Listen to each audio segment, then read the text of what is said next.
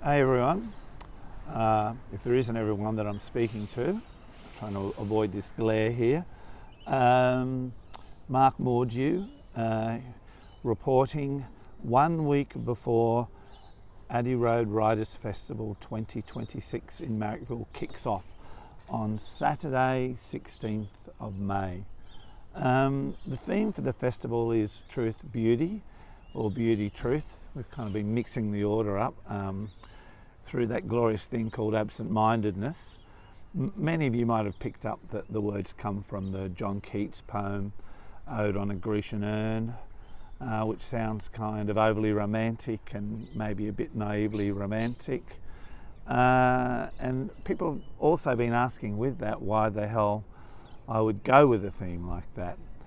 And I guess there's a few reasons, but the main one is this feeling at the moment that the truth itself is under siege, that we can't rely on the information that we're getting, that we can't trust even the narratives or stories that we're getting. And, you know, even more deeply still, something that bothers me a bit, that even when the truth is told to us, it's a kind of partial truth where the larger picture is omitted and important details are either forgotten or erased because they don't suit the narratives from one side or the other, whatever those sides might mean or be.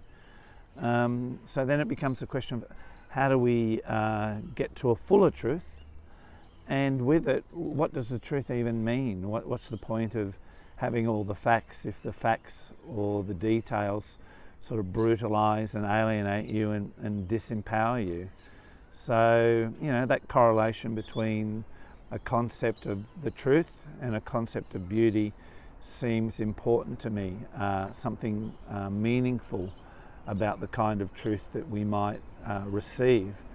And by beauty I don't necessarily mean something that's entirely aesthetic or that cops out on hard-edged truths, but a beauty that somehow restores or awakens us. And I think sometimes difficult or confronting art is still beautiful nonetheless, because it takes us to the next stage of who and what we are.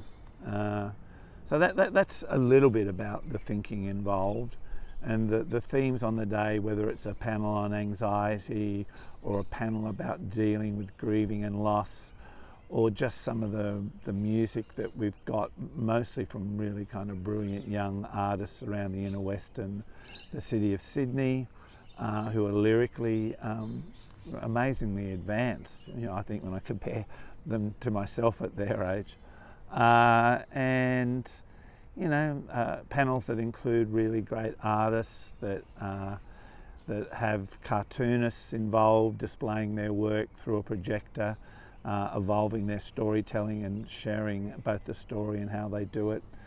I guess I'm looking for to create a dynamic there, something that makes people feel they're also a part of the creativity, and that the artists and writers and guests that I've got get to share in something and be involved in a community, as imperfect and crazy and loose and ragged as it might be on a day that's been called, as I've said before, a literary warehouse party.